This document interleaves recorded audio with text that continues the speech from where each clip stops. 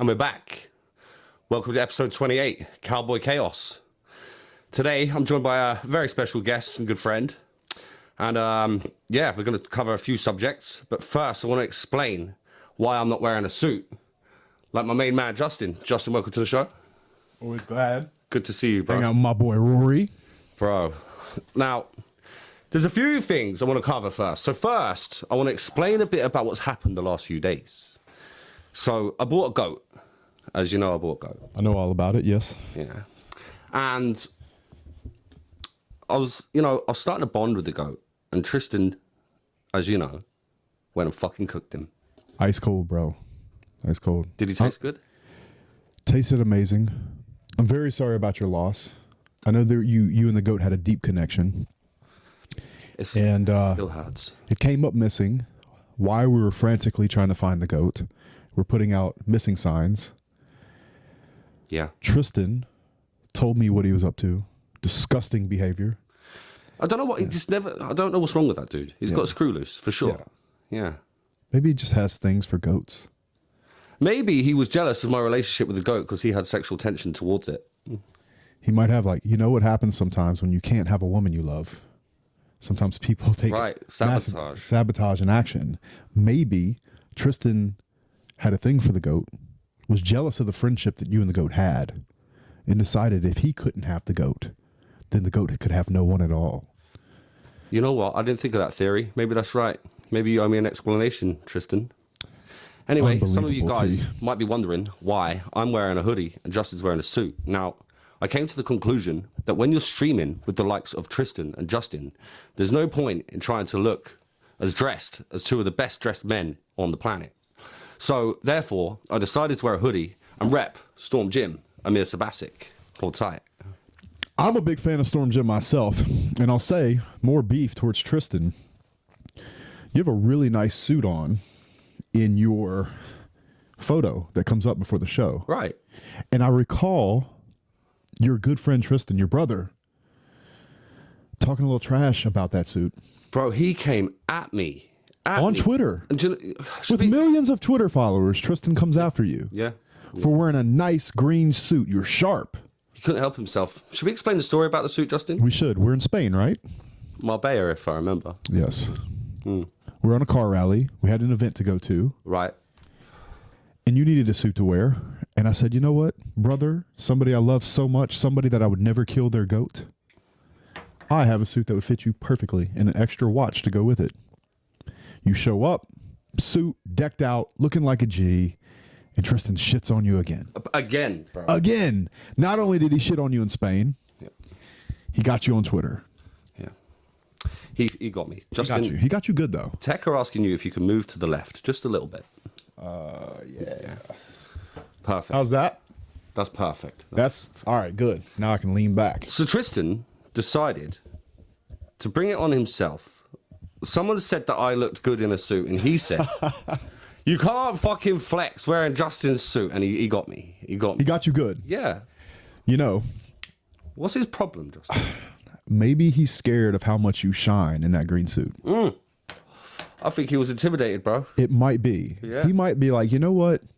Rory is substantially more handsome than I thought he was. Yeah, maybe. He saw you all cleaned up. Yeah, scrubs up well. Scrubs up well. Yeah. And he had to knock you down a few notches. Yeah, he got me. He got you and the goat. Yeah. So he got me, the goat. Who's next? Do you know what I mean? You can't trust that guy. You know, based off some insider information, I believe it's Marcel. Speaking of Marcel. Hey, Marcel. What happened last night? Hold on a minute. Let's see. I think, have Tech put it on yet? I don't know. Hold on. No, Tech haven't uploaded it. They have. Tech, let's put this up quickly. I just want to laugh at Marcel for a minute. So Marcel decided to take a train, bro. In England, a train. And I'm not going to say what he was carrying, but there was some quite expensive stuff in his bag, right? Yeah. What was it, 20 grand? 30. 30 grand? 30. And he had one job. One job. Could have took a Uber, Marcel. Could have took a Uber, bro. So Marcel left his bag on the train and had a frantic moment of panicking and decided to take it public on Instagram. Like some North London guy is just going to, be like, Turn oh, up right. and be like, oh, I'm sorry. Here's your 30 grand, Marcel. Yeah, it wasn't even his. The bigger problem. Hilarious. You know what? That's karma for Tristan, making fun of you about the suit. For killing the goat, Marcel lost a bag with Tristan's stuff in it. Yeah. So, yeah, Marcel, LOL. Today I lost a Louis Vuitton backpack and a laptop with extremely important stuff inside. And on the laptop, on a train in the UK, going towards Exeter St. David's from Tamworth. If it's found and returned, I'll give you a big reward. Please and thank you. All information welcomed. Marcel, you're never going to see that bag again. Never, ever again. Ever. But I'll tell you what you are going to see. A bunch of shit talk in a group text. He's been getting slated for the last 2 hours, right? And we've quite enjoyed it. It's been a good time. I actually got added to the group text about 30 minutes ago just to enjoy the fun. Yeah. Bro, now you're in that group chat, all hell breaks loose in there, bro. And I mean, there's stuff we can't talk about on stream because we just slay each other. Yeah. Speaking of slaying each other, last night we went out, didn't we, for St. Patrick's Day? We did. Things got a little bit boozy, you know? They tend to get boozy. But you know what? In all fairness, I know the game. Right. If you show up, it's going to get boozy. If you try not to drink, you get your manhunt attacked, which we can all deal with. But then the secret weapon, he pulls at the heartstrings. I thought I had a friend, Justin. Yeah. Yeah, that fucker, eh? And you can't back out. You can't, there's no backing out. So we went to the Irish pub, right? And we had, what was our first order? 30 Guinnesses or something like that? Yeah. So we started necking Guinnesses and Guinnesses and Guinnesses and got stupid drunk. We ended up back at the house. I remember just throwing up in the toilet. So I don't know why. I must have drank fucking loads. I was going hard, right? I went straight to sleep, straight to bed. Bro, so I'm dying. Today I woke up, I'm like, shit. And Andrew walks in. Body shots? I said, bro, come on. Like, give me a day. We'll do it tomorrow. And unfortunately for me, Amir is here. Amir turned up yesterday. The silverback himself. And what does he say? Fuck you, Rory. You're fucking training. You're not fucking getting out of it. You can fucking box. The whole idea is for you to be in pain. I said, fuck. So Andrew says, well, coach called it, mate. Get your gloves on. So we went and sparred. And when I say I got beat the shit out of today, bro, I could, I'm putting on a brave face. I'm in agony, bro. My two arms, my shoulders. Andrew also caught me with a right hook in the jaw. And I couldn't even eat. My jaw's clicking and shit, But yeah, we'll be good. But that was my week. So first the goat, then the booze, then the hangover, and then the pain of sparring. So it's been an emotional couple of days for me. You and Marcel are going through a lot right now. Yeah. Yeah, I think we might need some therapy. You should get some therapy.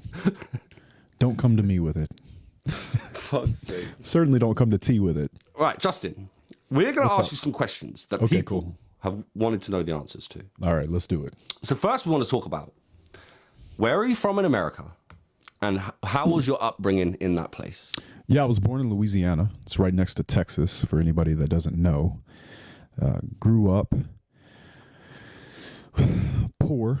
I don't think that's extremely, I've been saying this a lot because everybody's got a I grew up poor story and then they turned it around. I don't think it's particularly special. I think a lot of people grow up poor. Yeah.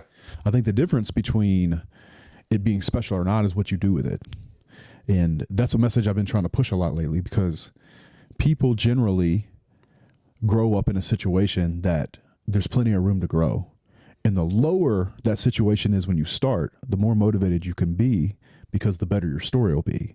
Nobody wants to hear a story of I grew up middle class or I grew up rich and I got richer. Right. People love hearing a story of somebody that started off in a bad place and grew to a certain type of freedom or position. So I did grow up poor, but I don't think that's all that special in regards to how often that happens. What's special is what you do with it. So yeah, South Louisiana is where I grew up. Very hot place. South Louisiana. Yeah. What's it like there? It is hot. Yeah. It's muggy. Yeah. It's a very blue collar state. The mouth of the Mississippi River is there. There's a lot of industrial type work, construction, things like that going on. Yeah. And I looked at that situation, particularly in high school, and I said, if I go down the certain path, I'm going to end up working in a plant, being majorly overweight, and living a life that I don't want to live. So I use sports to get away from that. And so that's what I did at the time. I went to college. We didn't have things like the real world where you could change your whole life in just a year and a half. Get a laptop out and stuff. Yeah, get a laptop. Yeah, and just start making money immediately. We didn't know that. That wasn't really an option for us. So I chose the route that I knew. And I'm really proud that I did that. If I had it to do again, if I was 18 today, I would just learn how to make money on the internet. Mm-hmm. And I think that's what's so amazing about us pushing the real world and watching all these lives change is that a kid can shave 4 to 5 years off of his life and learn a skill that he can actually use in the real world. And he doesn't have to wait until he's done with college to do it. See, the thing about college is you go to college, you take out this massive loan, you pay people that have never often made money in real business, and then you get out of school and you're in debt. Yeah. So you're locked in the matrix from the beginning. What did you study in college? Construction management. Construction management. And you play football, right? Yep. And what was it like playing football in college in America? Because I see all the movies and you always see like the boys, the football teams are the cool guys. Yeah, no, look, man, it was an incredible experience. I actually think I got more out of football than I did in the classroom. Football taught me retrospectively, after I was done, I looked back at the situation and it was a job, and I knew it was a job then. It was contractual. You know, it's kind of a modern day gladiator thing. You go into a big arena and you fucking crush each other up. It's what you do. But looking back at it in the business and seeing what the coaches were going through and seeing how the coaches would change schools, like I lost multiple coaches to the NFL. I lost multiple coaches to bigger colleges. Wow. And I also saw coaches get upset with either myself or other players for not performing well, because at the end of the day, their livelihood is on the back of a 20-year-old kid. Right. Right. You know? So depending on how you perform depends on if they grow, right? If I don't make a block against Texas A&M and we lose the game and our record is bad, yeah, well, that whole coaching staff could get fired. Yeah. And then he's got to tell his wife that they got fired. And they have to move or get a different job. Their livelihoods are at stake. Their livelihoods are truly at stake. It was really a business. And as an adult and as a person that's now in business, I look objectively back at the situations and the way the coaches acted towards us and what they were going through and all the hours they put in. And I respect the hustle, man. Yeah. I do. But it's one of those situations where you put the best players on the field. Right. You have to put the people on the field that you are going to win the game with. It's very objective at that point. There's not, in my opinion, in sports, there's less politics than anywhere, because you can't afford not to put the best players on the field.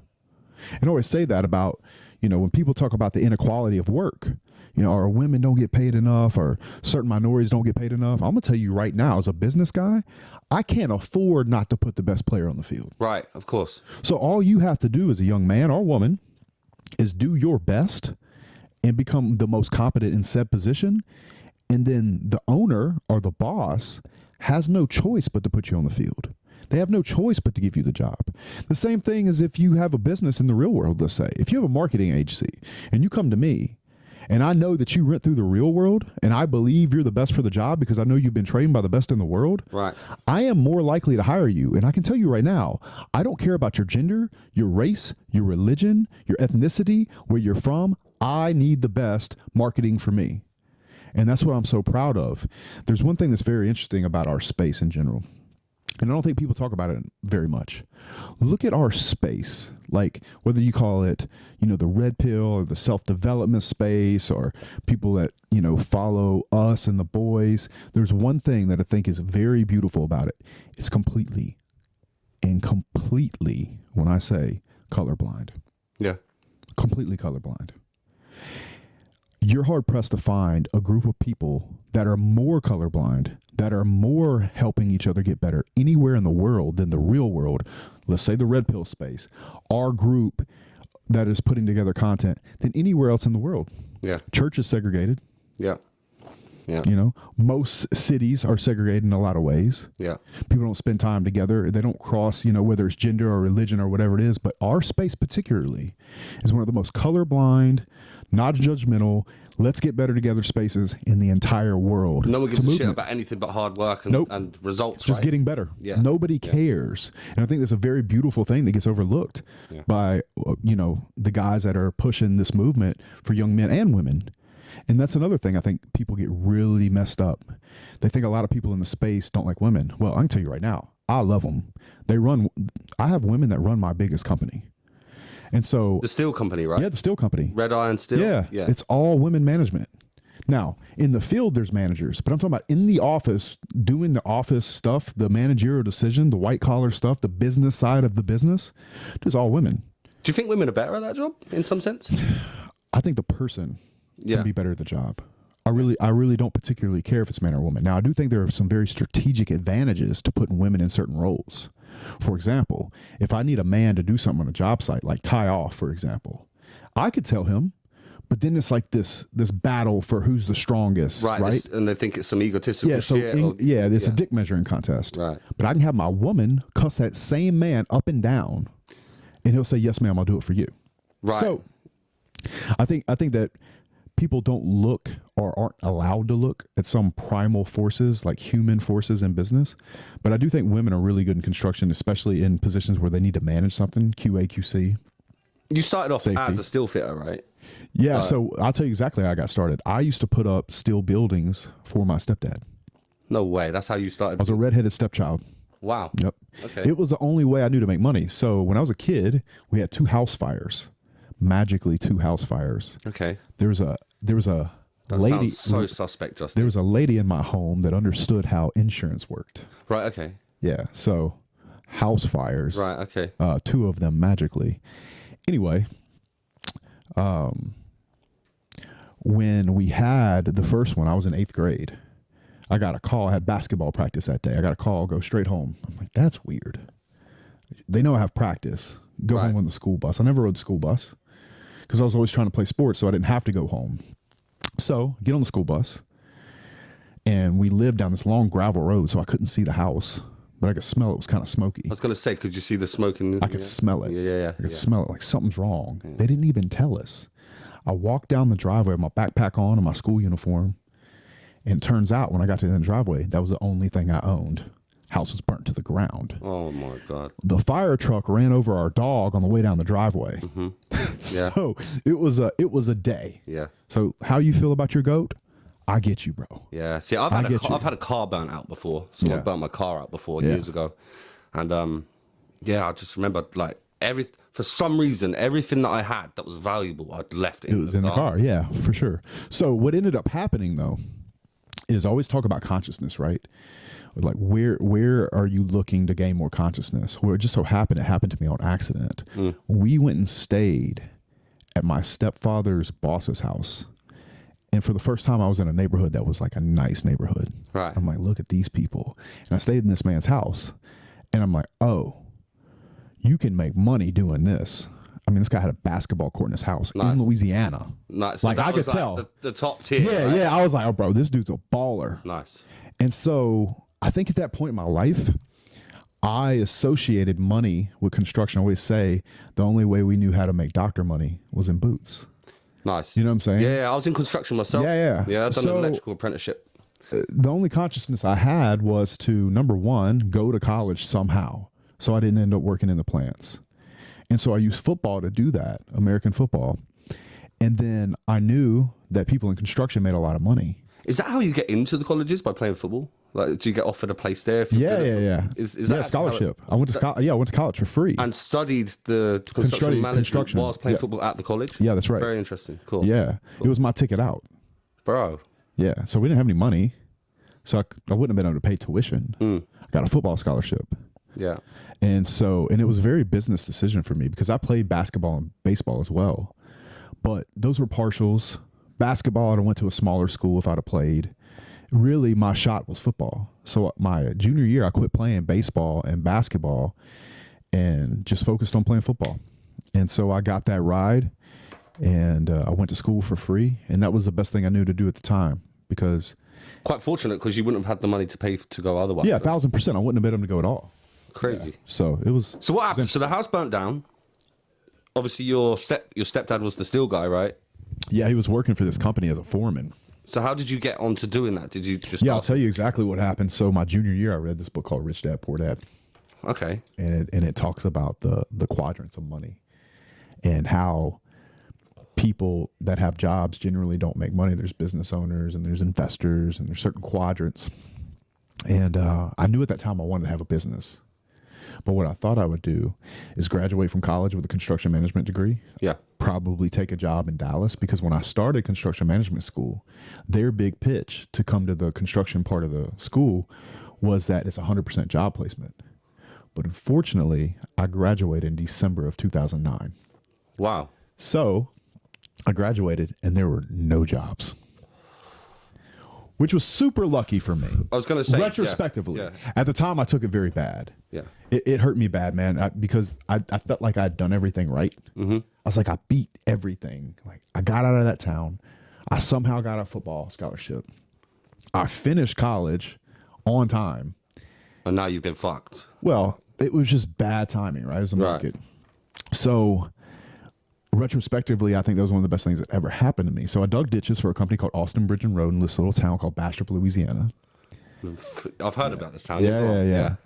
And that job ended, and I moved back to Baton Rouge. And I waited tables at this place called Texas de Brazil and a little place called Perkins Row in Baton Rouge. And it was tough, bro. It was tough on me. I was really upset about it. And during the day, I would either help my stepdad put up metal buildings in backyards for people, or I would bring my resume to construction companies. Okay. So there's a big, long story about that. I've told it a million times. And the long story short, I got a job in construction.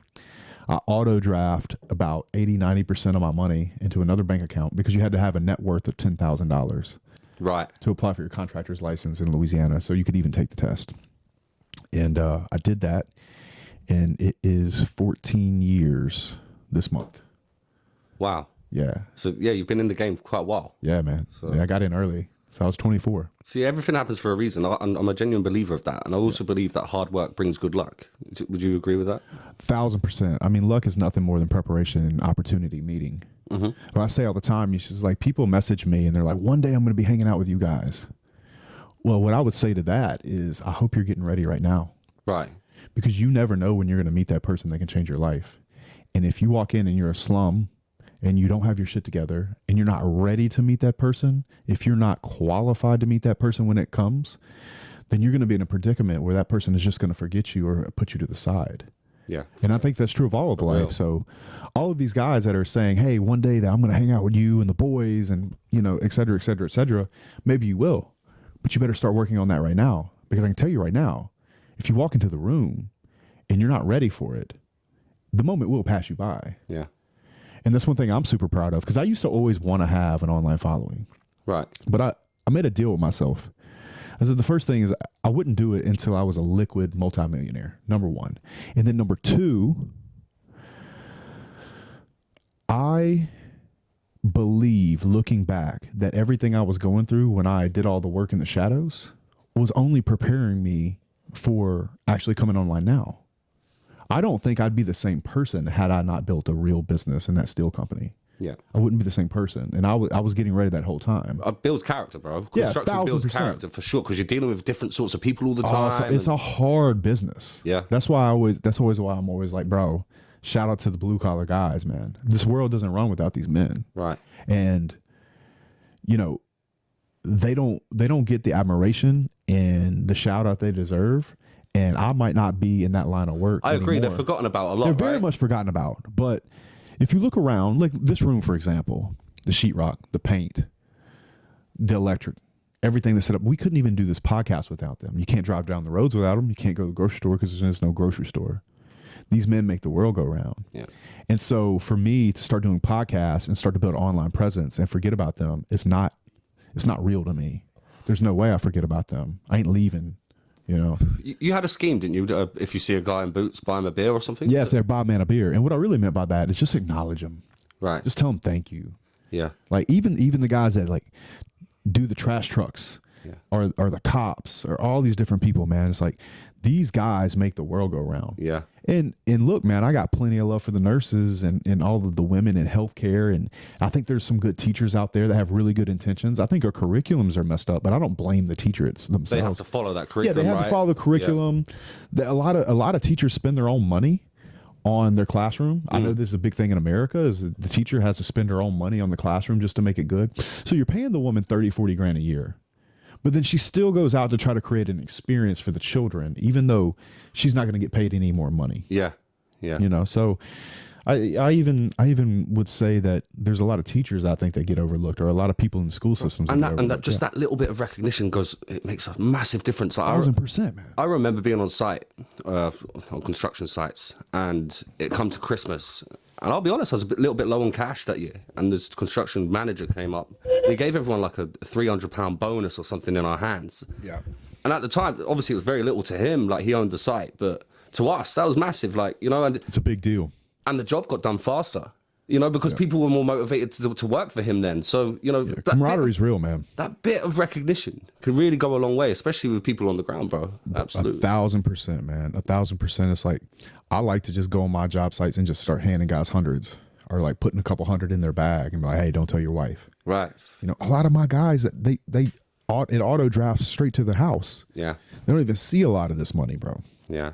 They're out there on the road building a building in some town that you've never heard of, you know, and nobody's ever going to know about it. And I just think it's really important to identify who these people are that make our lives so much easier. Yeah. So you made a bit of money, you know, so you became the boss. I did okay, yeah. You became the boss. Then you joined the War Room, is that right? I did.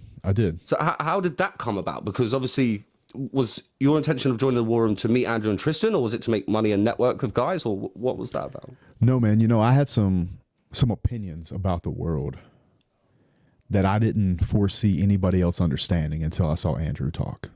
Okay. So Andrew was your motivation for that, right? Andrew wasn't my motivation for joining as much as when I saw Andrew talk, I knew that his group understood me. Yeah. And I think that's an important thing about life, whether you join the War Room, which is, by the way, the best group of men on the planet. There's not a better men's group out there than the War Room. There's not a better network of men out there than the War Room. There's a culture inside the War Room that holds everybody accountable. Like, I will do a deal with a War Room guy sight unseen because I know what the cloth of that gentleman is going to be. Mm-hmm. But the reason I joined the War Room was not so much to meet Andrew or Tristan, which I'm glad I did, obviously, clearly. It was to be amongst people that understood me, that saw the world through the lens that I saw it. Yeah. And I could live in truth fully and not only have support, but I have other people to bounce things off of, have other people to learn from. And you can get help anywhere in the world. I've noticed everywhere in the world. Like, for example, my little brother got stuck at a wedding where he'd lost his bank cards and he needed some cash for a transfer.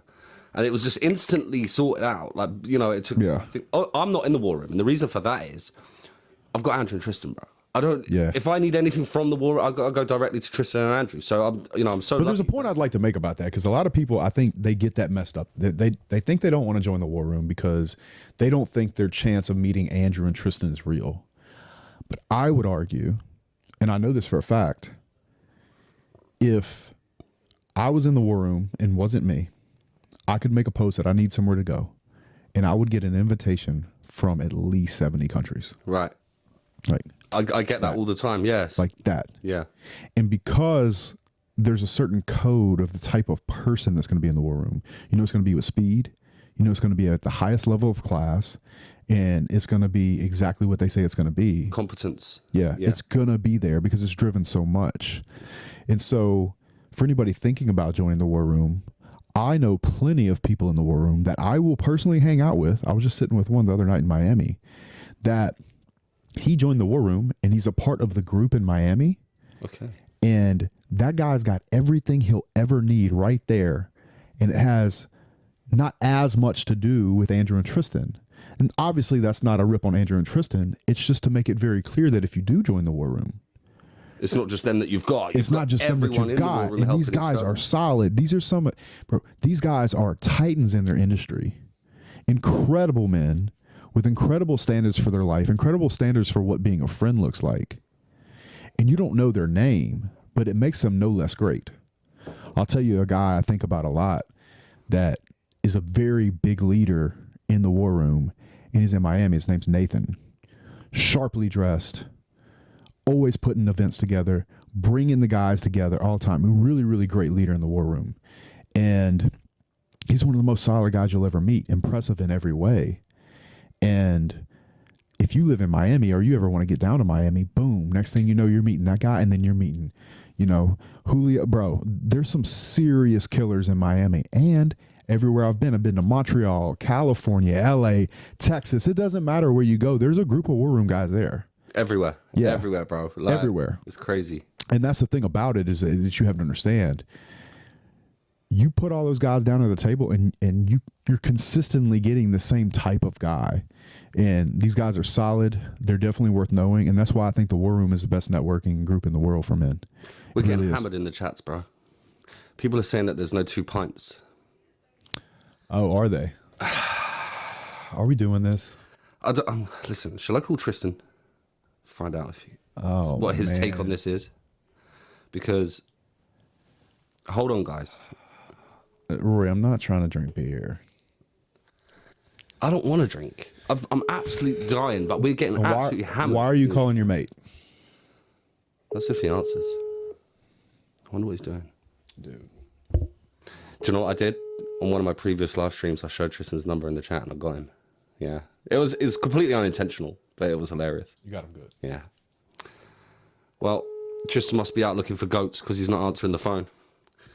It's fine. Hold on. Is that the show?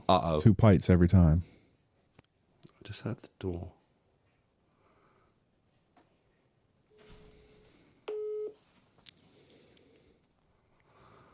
Is Tristan coming? I don't need Tristan in here with booze. I don't know. Do we? Guys, I'm trying. You can see I'm trying here. How many people are in the chat? Right now, there's 1,282 people in the... Yeah. So. And you're letting them down. Your show's called 2 Pints, not 2 glasses of lemonade. Okay. That's cool, Roberto. God. I have a bad feeling about this.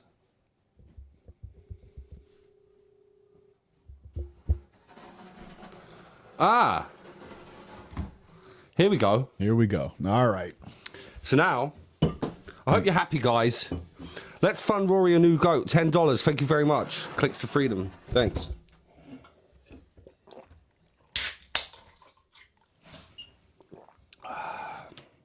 We're going to have to drink, unfortunately, because the show is called 2 Pints. 2 Pints. Okay, so you joined the war room. That's fair. How did you meet Andrew and Tristan, bro? I went to an event. A war room event? Yeah, I was in Las Vegas.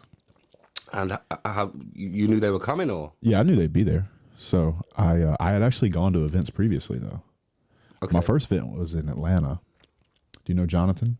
I know Jonathan, yeah. Yeah, so Jonathan held an event in Atlanta. I think Iggy was there, actually. And so we went, and or I went, and it was good. I actually met Charles Barkley.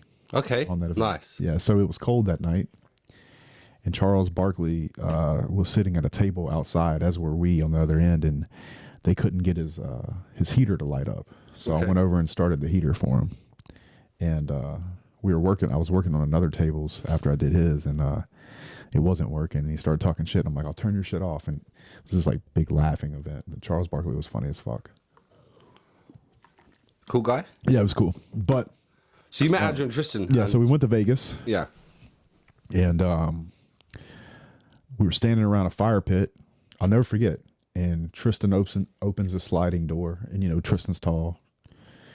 And so immediately we make eye contact.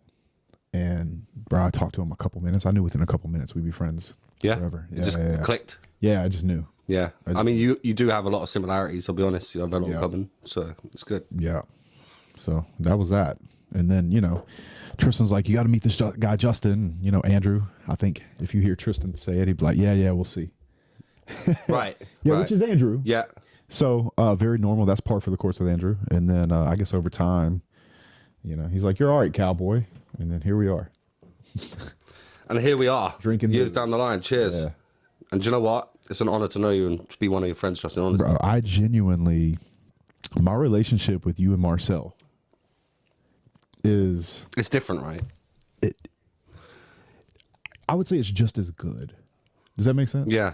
Yeah. You know what I'm saying? Like, I feel like you and me text just as much as I text the boys. Right. You know, or I'll text Marcel, or like we're all hammering Marcel right now in this group chat, which I'm thoroughly enjoying. Oh, he was hammering us. Well, me. He's talking shit. That's 1 pint. Surely it's 2. Marcel, stop worrying about our pints and stop worrying about your bag. Yeah. Yeah. Yeah. Why don't you learn how to not lose Tristan's shit? What's he saying now? Motherfucker. Nah, Marcel's just running his mouth. Marcel had one job, bro. Yeah. And he can't drink. You know? He can't. No, Marcel, it's terrible. I've heard all about the stories when I was gone. I'll tell you another person I love. So Luke Barnett is in this chat, bro. I love Luke Barnett. Barnett's an animal. Bro. Barnett's a G. And do you know what? He can drink, but he tried to get me once as well. So we're sitting at the table. Yeah, he tried to fuck your goat, didn't he? Would surprise me. Barnett's gotta watch out for Barnett. Yeah, he's one to watch. If you're watching, Luke, we're on to you. Yeah, we're on to you, Luke. So Barnett tried to get me once, and what happened was we were sitting in the war room and we were drunk, and we were doing shots of Palinka. You know that? Yeah, Palinka tastes like shit. That's fire, man. Yeah.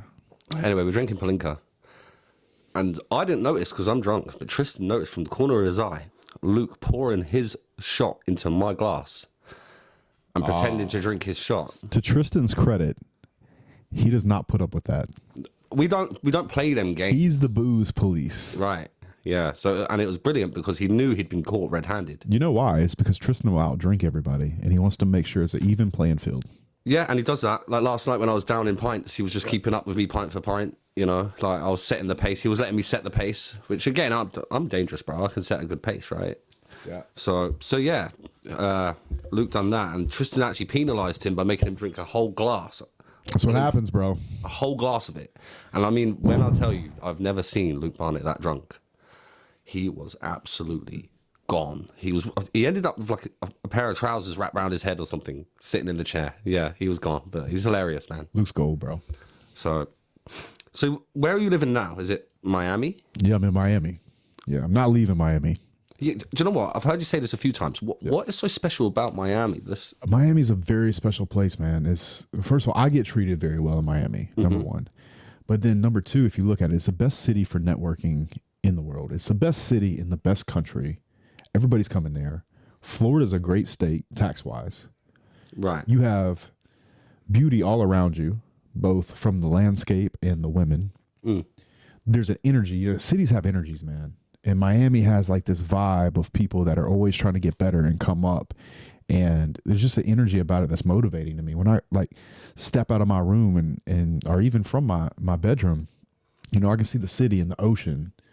And it's just yacht, jets, and cars whipping by. It's just like the successful haven for people in America. Yeah, and it's like everybody's just trying to get better. And people act like there's a lot of shallow people in Miami. And I guess there maybe is. I don't run across them very much, though. No. The people I run across are people that just want to get better and that have been very good to me. So you'd argue it is the best place to live in America? I do believe that Miami is the best city in the world. In the whole on the planet? Who would beat it? I mean, there are some. What comps out? You could try to comp Dubai to it, but I've spent substantial time in Dubai and don't enjoy it anywhere near as much as I enjoy Miami. Okay. See, I do like Dubai. New York or LA, maybe? Yeah. No. Dubai, I don't think is a comp. No disrespect to Dubai. Why not LA? Well, I mean, I haven't been, Justin. LA's, there's a bunch of people fitting out on the street, a bunch of drug heads. There's there's a lot of homeless people. There's whole tent cities. You know, like LA is one of the most beautiful places and has some of the most incredible weather. And it does have pretty women, but it doesn't beat Miami in regards to pretty women. And the weather in Miami doesn't lose to the weather in LA that much because there's always a breeze because you're south. So It's always sunny. It's always nice. It's a little more humid than LA, but at the same time, it's never really a problem. So LA, dude, look, Miami's a spot. Miami's a spot for sure. So. And do you ever go back to Louisiana to visit? I do. I go to Louisiana, but I'm selling my house in Louisiana right now. Really? What, to move to Miami? To move everything to Miami. I'm going to move the businesses, everything. Wow. Yeah. And a lot of your work at the minute, is it based near Louisiana? No, we're all over the country, so it doesn't matter. So that's what I mean. I was going to say, surely you must go everywhere, right? Yeah. Man, look, bro, you could put a building on the moon. Yeah, we come hang the steel. Be ready. Tell Elon to beam us up. Yeah. We're ready. Nice, anytime, any place, anywhere. Day or night, we'll come. What about Texas? I like Texas, but I don't think the energy's the same. Like you go to Dallas, you go to Austin, it doesn't touch Miami, and you basically have the same politics, and you basically have mostly, for the most part, to my knowledge, the same taxes. So it's different taxes in different parts. Yeah, so right. Louisiana has a state tax at 10%. Cool, because in the UK it's generalized for the whole of the UK, right? So we don't have that. We're talking about like personal income tax, but yeah, man, Florida's where it's at. South Florida is where it's at. Even if you're on the outskirts of Miami, I'd still argue that South Florida is better than anywhere else. But Miami itself is, and in America, I'd say it's probably the top spot for podcasts as well. Yeah. Yeah, I'd say Miami is definitely for podcasts. I've seen some of the best of them come out of Miami. So that's opportunity. And where's the world going? The world's going to podcasts. Yeah. Like building a business without a brand at this point, I think it's just a silly thing to try to do. You know, so if you have a brand, then people that follow you and trust you and want to do business with you, they can find you and buy what you sell. Right. Or the service that you sell. So I think doing business in 2024 without at least trying to build a brand is not a good idea. And I look at Miami as the mecca of that. Yeah. And there's some really damn good people there. Yeah. There's a bunch of people really trying to make the best out of their life. How do you think the election's going to go, 2024 election? I think if they don't rig it, Trump will win. By a landslide? Yeah, by a landslide. I think it's even past the point of a quiet majority.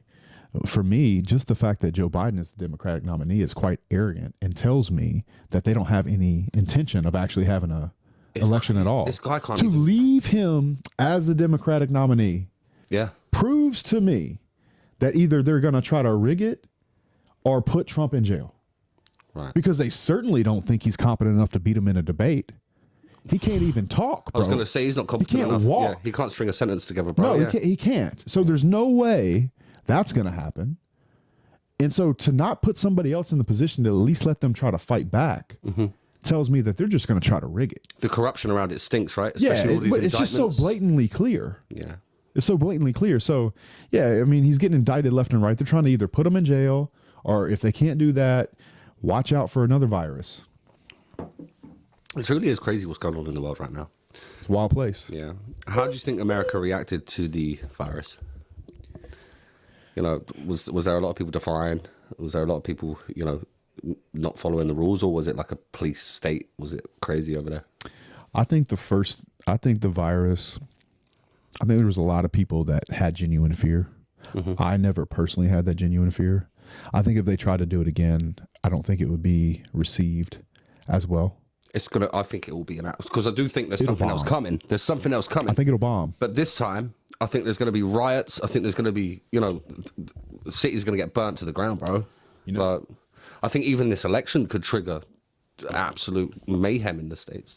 Here's the problem, though, my friend. And this is what I actually worry about. And this is why trying to fight against the machine and get people free financially, and specifically financially, and this is why I think the real world is such a good thing. There's a lot of people that if another virus came out would know that it was bullshit, would know that they were being lied to, but simply can't afford to fight back. Yeah. Because they can't lose their job, because inflation's through the roof. They're already down. And these lockdowns require them to not be able to do their job, right? So they can't even work. But even if they could work, they can't fight against it because they're not free financially. Inflation keeps going up. We keep printing money. So the man's not in a position to fight it back.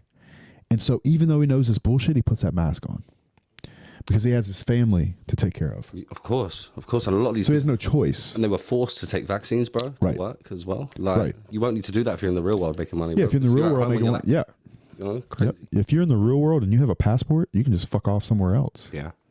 And so the more people we help get free, the more we can push against enslavement. Do you think that the attacks against Andrew Tate are because he's empowering young men to be masculine and to do well? I think a couple things. I think number one is that. I think number two, what we're doing with the real world is getting in the pockets of colleges. Yeah. Because it is that big. There's that many people saying these things. Yeah. And when you start messing with the fighting age males, are the ones that are supposed to lay the roads and do the grunt work, and you start telling them that they could have a different life, one in which they were free, then I think that you're going to get attacked. Yeah, absolutely. You know, Andrew's taking a lot of arrows in his back. Crazy. And I've seen it firsthand. Obviously, I've known them for many, many years, and I know that they're not these people that the media are portraying them to be. And it's you know, it's quite upsetting from that stance because I've known them since I was 17, 18 years old. You know, so yeah, but I do genuinely believe that, you know, they'll come out on the right side of history. And I believe, that, you know, hopefully in the near future, all this shit will be done and, you know, we can all move forward. Yeah, and we've all taken bullets. It's been crazy, bro. It's been a crazy year for yourself, for me, for everyone around the boys. It's been pretty fucking mad, right? But you know what? I wouldn't change it for the world. I wouldn't change it for the world. So yeah, you wouldn't be able to live with it if you stepped away now. And that's how I feel about it, man. It's like somebody said to me the other day, somebody was with me in Miami, and they said to me, you know the difference between all these guys coming up to you and coming up to an athlete or a movie star? And I said, what? She said, when they come up to you, they don't say, I saw you in a movie or I like your football team. They said, you changed my life. Yeah. And so that movement, again, is colorblind. It's pure. Yeah. It's genuinely, we're trying to help the young men of this world. And for every young man we help some young woman that's going to be a wife one day. Right. And hopefully a mother. What do you think makes a happy home? A man that's able to take care of his family entirely.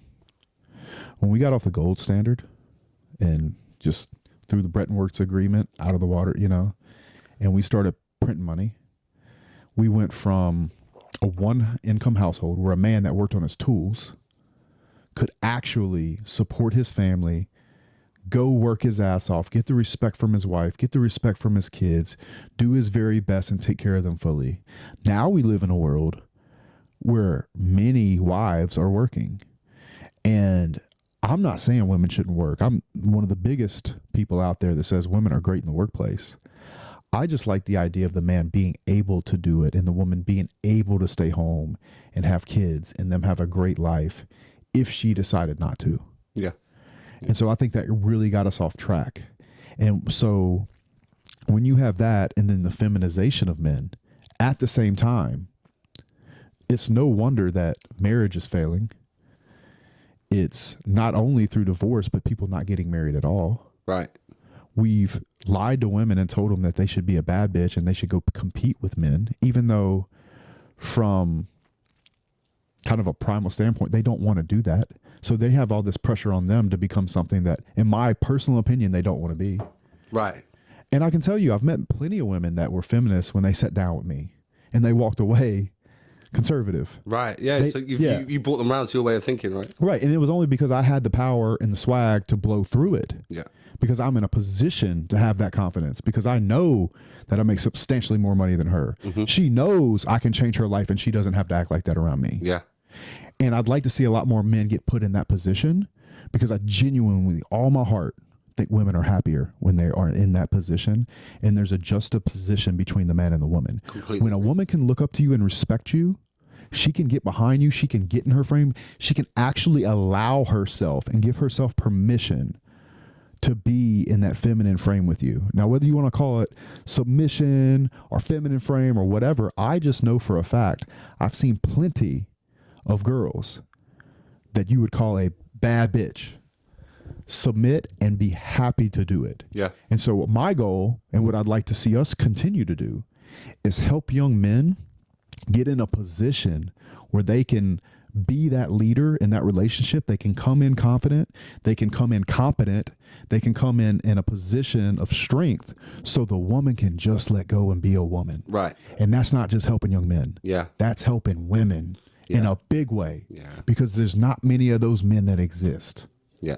And if we don't continue to help fix men, it's going to go crazy, it's going to go right? completely in the other direction. Yeah. It's going to go straight harems, bro. Yeah, I absolutely Bro, agree. I could have 20 wives right now if I wanted to. Yeah. And they'd be like, you know what? I'd rather have a piece of you than some guy I don't respect. Right.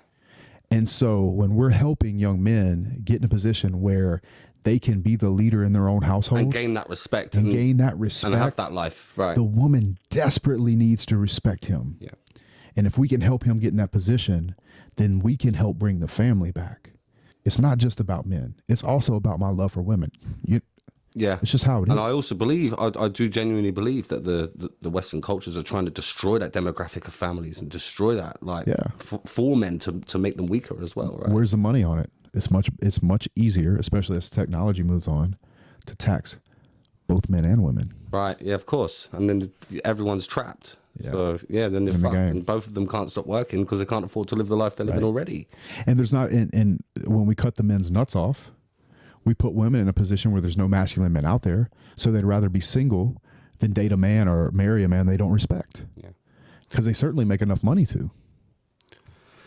You know what? You're an idol for a lot of young guys out there. You know, like, I get messages all the time saying, you know, love what you boys do. You know, we love and respect you and blah, blah, blah. And I know you have a massive following, Justin. Question for you is, who were your idols growing up? When I was very young, we're talking about 15, 16, I don't really recall having any. You didn't have any? No. Why? See, I was into sports. I had a couple of footballers that I liked and stuff, but then I was, you know, I had no direction then, so I didn't really, you know, so. My goal was getting out of my house. Okay. Like, the home life wasn't the best thing. So I was just looking at sports to get out of my house so I could not be around that. And my next goal was to go to college so I didn't have to be around that. Mm-hmm. So a lot of people, whether in a good situation or a bad situation, they have two choices. They can either look at that and become what their atmosphere is, or they can decide it's not for them and go completely the other direction. Yeah. I was the latter. Yeah. I didn't want what I saw around me. And so I made sure I got out of that situation. And it wasn't until after college or around my junior year of college where I really started saying, okay, well, who does have the life that I want? Yeah. And I think the advantage that young men have today that I didn't have and you didn't have is there wasn't a huge social media thing going on. See, I didn't have Facebook till I was in college. I was a freshman in college. Instagram didn't come out till later. And I met Andrew on Bebo, bro. Yeah. You know? Yeah. And exactly. And so I didn't have a group of guys that I could look up to on the internet when I was 15 years old, 16 years old, 17 years old. It just wasn't there. As I got into my 20s, I would start to watch YouTubers and start to learn about business, and I started reading books. I have millions of dollars in personal development and training. A lot of the reason I'm able to talk on a lot of these subjects is because I paid for training in my 20s. Yeah. And then I had experience implementing that training into my businesses and with people around me. And the good news about young men today is that they actually have another outlet, another place to go to get a second opinion. Because back then, I had nothing more than a couple of football coaches and a couple of teachers that, to be quite honest with you, I didn't want their life. Do you know what? I used to think like that as well. Even like growing up, I used to think like, I didn't think they were paid badly because back then I didn't know what was a good and what was a bad salary. And people used to say, oh, that's such a good salary, such a good salary. When you realize it's actually not. Like, when you get amongst the right people, you start to realize, you know what, that's not what I want. I'll tell you who knows now. All the young men that follow us. Right. We didn't have it. Yeah. We didn't have it. And my only thing with the young men now is like, just don't disrespect your teachers. And for God's sakes, do not disrespect your father or your mother. Yeah. Because every generation has a new set of opportunities. Yeah. They come with a new set of problems. Yeehaw. Oh, no. Why do I have 3 missed calls? Why is the goat killer in here? Yeah, the goat killer's arrived, guys. Goat killer. Shit. You're not still mad about that, are you? I'm furious about that, bro. You know that's going to get us a lot of hate. Why? Why? Confidential. Why? Because I killed the goat and people are going to be like, oh, you shouldn't kill the goat. That's mean. Vegans are going to start going mad at me. Yeah. Greta Thunberg's going to show up. So, Tristan, you decided to join us for a No, I didn't. I was actually relaxing. And then I looked to my phone and I had 3 missed calls from you. And I'm like, you're on a podcast. Why are you calling me? I called you because we had no All right, booze. T's here. I'm lighting up. So, yeah, we had no booze. So, all of a sudden... Wait, did you bring booze? I bought my own booze, yeah. Selfish. Yeah, that was a bit selfish, mate. A bit like killing my goat. A bit selfish, you know? Goat killer. Just saying, mate. You know what we came to, T? What? Basically, we came up with the conclusion that you were in love with the goat. And you said, if I can't have the goat, nobody can have the goat at all. Or maybe I sexually assaulted the goat and I had to kill him. I told you. I called it. I had to kill him before he snitched to the cops. Nope. I call bullshit. I think you wanted to fuck the goat, and the goat wasn't interested in you. He was interested in Rory, and so you offed it. Crime of passion. Crime of passion. Is that what you two have been talking about? The whole time. You got a record viewers. You have over 1,000 people watching. That's a record for your show. It's good. And you're talking about whether or not I wanted to have sex with a goat. Why am I here? I think people need to hear the important stuff. People need to hear the truth, T. Yeah. I'm glad I killed your fucking goat. If you buy any more pets, I'll fucking kill him again. Do you know what, though, bro? I'm going to get you next week. You're not going to get me. If you bring anything in the house, I'll kill it again. I have another trick up my sleeve, guys. I'll kill the things you bring to my house. I'm going to spice Take Confidential up again. It's going to be great. This isn't a show. This is my life. And you're in my house bringing fucking goats into my cigar lounge. Yeah, but I live here now, and you said that there's a no pets policy, so I could technically have a pet. You did say that. I didn't technically say you can't have pets. That is true. Yeah. There's a dog in the house. You want to eat dog next week? Imagine Andrew comes home with Bro, no. I'm not talking about cooking Andrew's dog.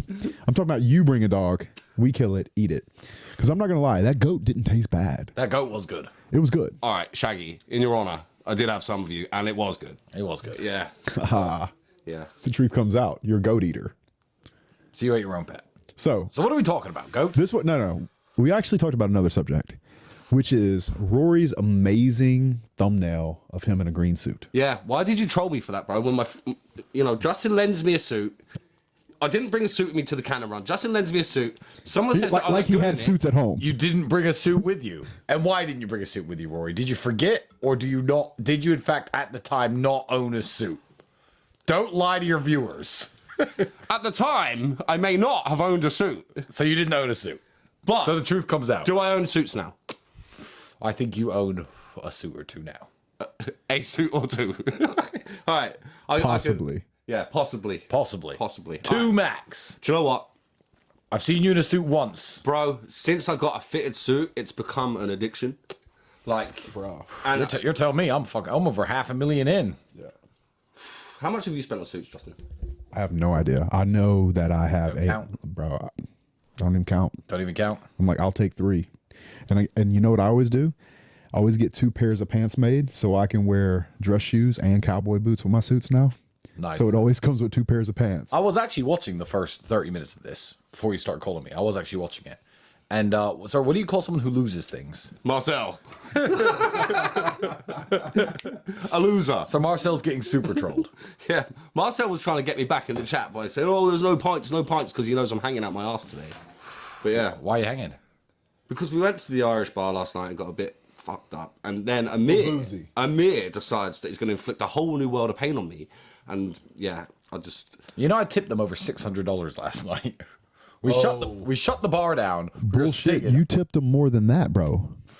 The first, you paid her $4,000 so we could smoke inside. Then you tipped her $600. Yeah, true. You forgot. You had money in, he was wearing cargo shorts or pants, and he had one full of cash. I've always got one full of cash. Well, technically, you did tip her $600. The first one was a bribe. Yeah, okay, fine. But you gave her almost 5 G's. Of course I didn't bribe anyone to smoke inside. Yeah. That's a violation of some sort of rule. Who would smoke inside? Who would do that? Not me. So, somebody was saying who's the best dressed in the world. Me and Tristan get brought up. Somehow Rory gets in the mix.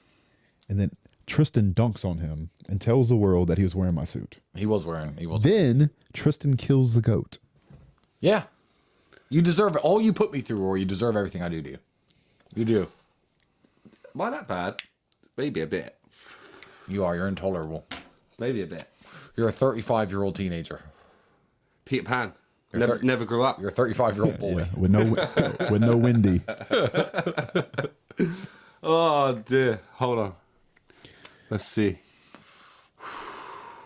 Love the cowboy boots. Storm Jim repping always. Amir Sabasic. Yeah. Legend. Yeah, he's in town. Guys, there's a picture I sent to Tech, and I want them to put it up. What is it? You'll see in a minute. Is it something stupid?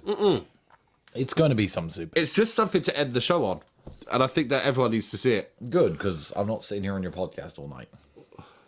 Well, appreciate you coming on, you know? You called me 3 times. I did call you 3 times, but that was to bring booze, and you only bought yourself booze. So you were actually quite selfish. I assumed that you'd be prepared for your own podcast, foolishly. Guys. All right, nice. Let's have a look.